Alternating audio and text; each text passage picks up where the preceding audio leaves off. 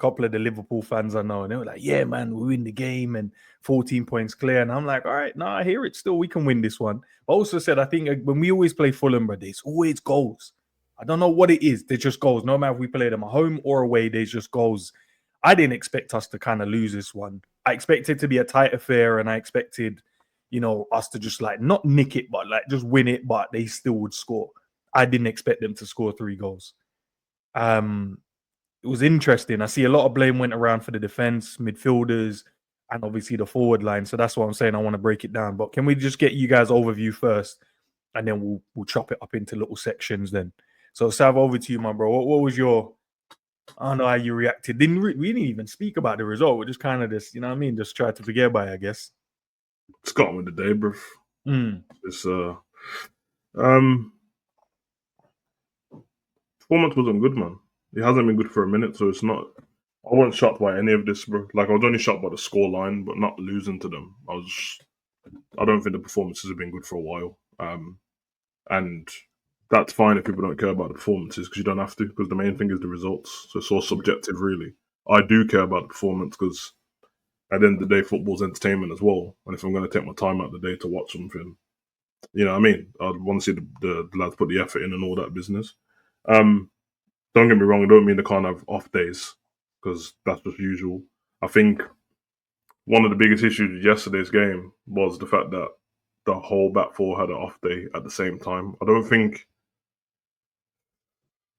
I've seen a time when the whole back four's been off it like that. And I'll be honest, bro, up until like some individual mistakes, I didn't think they were having a bad game. So like, I didn't think that Robbo and Curtis were having a bad game until their mistakes, if that makes sense. You know what I mean? And to be fair, after Curtis' mistake, I don't remember him doing too much bad at the back. The fullback, the two centre-backs together weren't very good, though. And yeah, like, you know what I mean? Like, you can make excuses for what happened with certain things and that, or reasons. Like I said, things happen in it, but them two at the back, in particular, the centre-backs, are the leaders from that space, so I expect them to do a little bit better. For the midfield, again, like, it's same old now, and it non-existent for a bit. They try, but trying's not good enough at the professional level, and it, like, you expect a bit more than that. Hole in the middle again. Mac Allister trying a bit of tenacity and trying to do his thing as well. Obviously, he scored a great goal, but he just kept losing the ball. Just couldn't keep the ball at all. Not enough quality on the ball. Like I said, it's based on the one game, so I'll leave it like that. But I'm seeing patterns in it that I've noticed for I've noticed it for so long. And it doesn't matter how good I think some of these are, they lack something else. There's always like, you're good at doing this, but you lack this. And I feel like for Liverpool's level, you need to get better at doing that. And then because of that, the front three, even though especially the left and right winger can get involved a bit more than the striker, because Jota had to come deep for the ball every time he wanted to get it. Otherwise, you wouldn't have touched the ball at all. Yeah, we're in the game. And then more off games, Gakpo wasn't good. Salah's had another stinker. You know what I mean? It's about 7th one in a row, but, you know, everyone pretend like nothing happened. It's fine. No. Salah was good. No. If he got a penalty, man would have told me he played great, but because he didn't. Well, that'd be the FIFA thing, bruv. You do nothing all game, you score the goal, and you get like a 9 out of 10, bruv. Pretty much, man. So lackluster altogether, to be honest. I don't agree with like commentators and that, they just turned up and thought they were going to win. I don't think that was the case. I just didn't think they were very good. There's 11 individual men, bad. So when people are maybe they're mentally fatigued, well, all 11 of them at the same time. I don't think so. No. Yeah, they just had a stinker, and sometimes you have to deal with it. And the beauty of it is just the fact that we're so many points ahead. That's the only beauty, but it's just not fun, innit? And I feel like as a whole, this weekend was an advertisement for how dead the Prem is, bro. And I know it's subjective, so if you guys enjoy it, then I'm actually happy for you, because I like all you. I want you to enjoy football. But if you just look at the total weekend of the football in the Prem, that is an advertisement of how stinky it is, bro. It's just money. That's it. Money and VAR, bro. Champions getting smashed up by Fulham. The challengers to the champions can't beat Everton. Man U and Man City, worst derby. Nothing happened. Southampton's relegated with 7 games to go. And bro, like it sucked, bro. It sucked, bro. Hey, man. But what's the risk though? What is the actual risk? I've seen the comment from Red Rebellion. Big ups to everybody in the chat as well. Like the stream and all that good stuff here. But what is the risk here? Because I just put a video out now saying like we've got 7 games left. There's still 24 points to play for. We need 11 to secure this title. Last year at this point, this is when we fell off. This is when we had the loss to Palace, the draw away at Old Trafford, the loss to Everton. And shit just started going down south. I see Enz is reminiscing now. He's got PTSD, me mentioning that shit. Yeah, this was the moment, innit? We'll say though, with the Man U game last season was the biggest problem, and then Palace. But after 21 that, points, my bad. Yeah, I was about to say any games after that, you couldn't see that it was already accepted. So like, it's like we've accumulated these points throughout the season, so we can afford to have this slip here. And everyone said like, "Oh, Liverpool have the gap, so they can do that." Okay, that's fine. But, it's 21, my bad, not 25. I think it's 24, 27. Anyways, bad math. Anyways, what are the odds? I don't think we will, but I'm sure if this result doesn't work against West Ham now, we're playing at home. We best fucking better beat West Ham at home. We slapped them up away. We best be beating them at home. But we're going to be looking back at a game like Fulham and then a game again like Man United when they came to Anfield, going away, playing against Nottingham Forest and shit like that. Like games we should have arguably won and not having won them. It's like we've played good games and not won. We've played poorly and won. And now we've played poorly and copped it royally. And like you said, Savage, like the whole back line for me were just dog shit. Yeah. I saw Jones holding Jota and Salah's hand at one point out right back, literally between Jota and Salah at one point in the first half. Like, where's our right back gone, bruv? Where is our right back? What is happening? So to have him out there, then have to rely on Kanate to be chasing ground, to have Van Dijk trying to chase ground as well, Robertson running back again, Soboslai, Grav, Mac Allister helping out in the midfield. By the time they come back, they're all gassed. And then there's no one running up forward again because everyone's trying to help it to defend, bro. That's just the one thing that annoyed me. I was thinking there as well because I said to my son while I was playing the game, I said to him, like, bro, I swear I just saw Bradley with a bib under his coat. And then my son said, yeah, he's on the bench. I said, so what the fuck? Why is he not on the pitch then? I don't want to hear all of this easing man back into stuff business. That's crazy, bro. No, it's crazy, bro.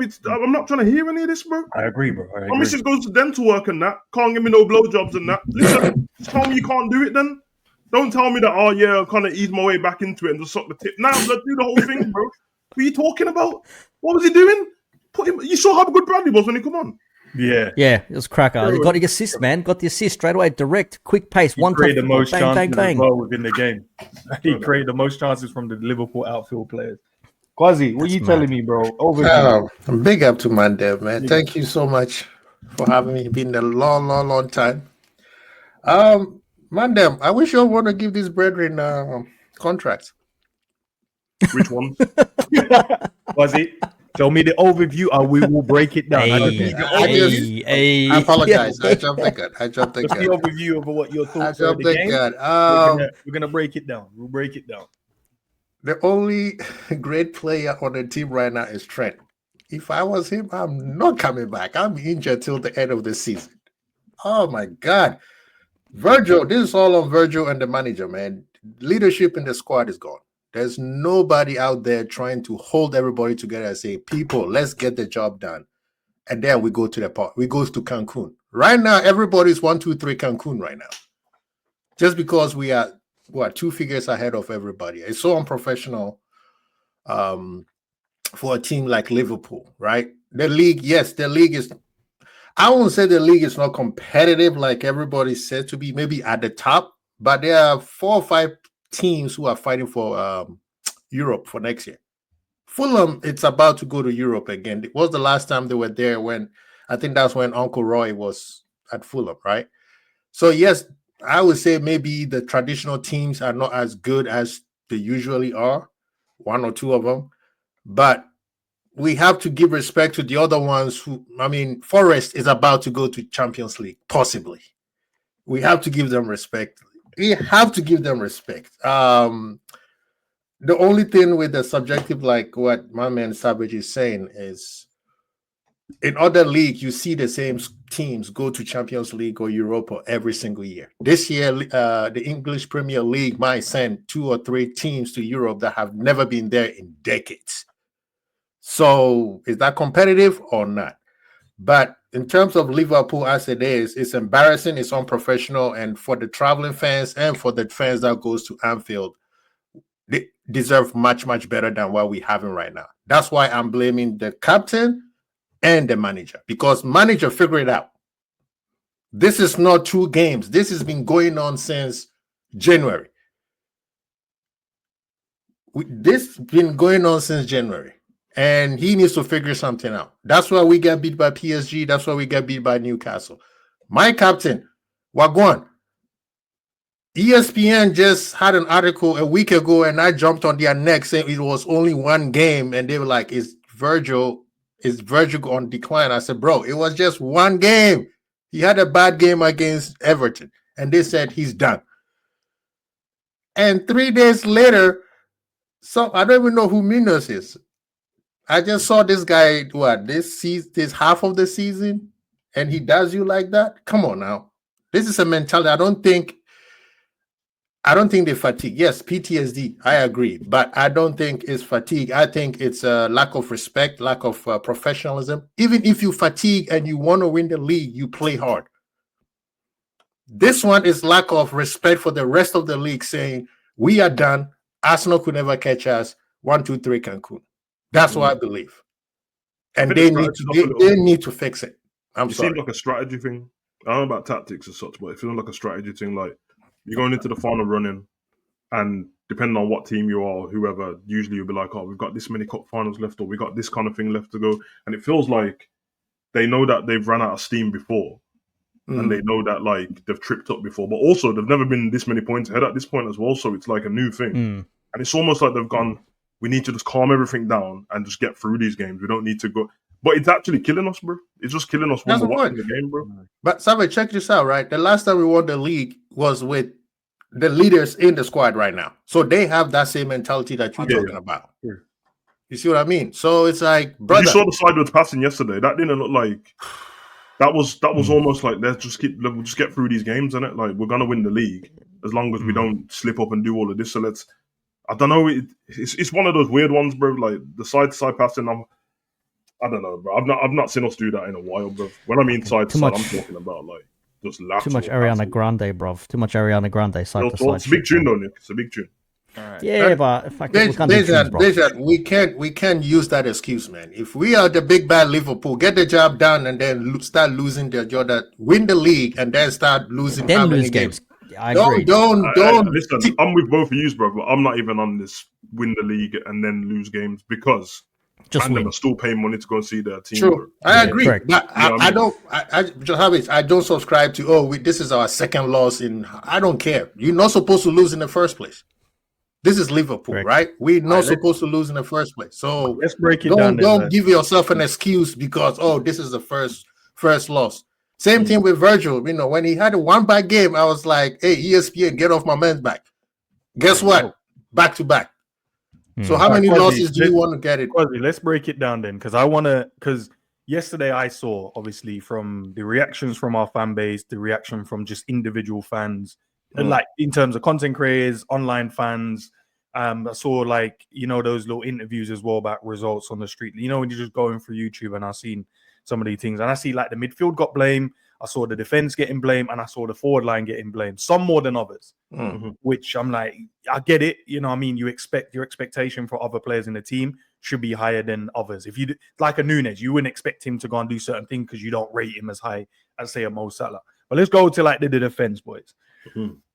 The defense for me, right? Obviously, we got a makeshift right back at the moment. Savage is right. I was like, well, the last game, I was like, okay, just come back. Let's run it. Okay, cool. We saw what that would do. I thought Curtis had a really good game.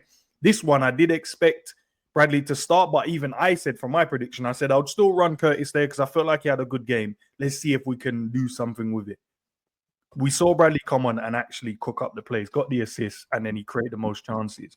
What's going on with the back line at the moment, right? But I say bar Curtis, but he has to take a bit of blame because obviously we're talking about yesterday's game. But more so, Konate, Verge, and Robbo. What's kind of going on with these guys, especially in the last couple of games? Open floor, man. What's kind of going on? To be fair, in the last couple of games, Robbo's not been bad. This one, he was bad. The last couple of games. But it was still pretty bad. Yeah.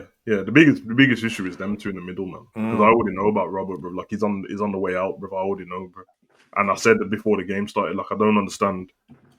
Not because of how Robert was playing. I was like, why should us not playing in this game? Like, surely you just freshen it up a little bit because it's been like this all season. When Robert has too many games back to back, and that normally there's a stinker in there somewhere. The centre backs though, they're normally the two, bro. Like at any point in this season, that have been the best centre backs in the world together, bro. So I don't know why they were so off sync. We saw that against Everton as well. I remember was talking about that, like that one Don's holding the line and then the other one's dropped further back. They're swinging at stuff. Konate is overestimating his ability in certain things where it's like, I know you got strength in that, but that doesn't mean you need to like let the ball bounce and try and do this silky business. Stick to what you know, innit? What you He doesn't have techers. He doesn't have techers on the ball. Yeah, we know exactly. that for sure. Exactly. So you know when the ball's coming over and it's a duel with Konate and it's in the air, he's gonna win.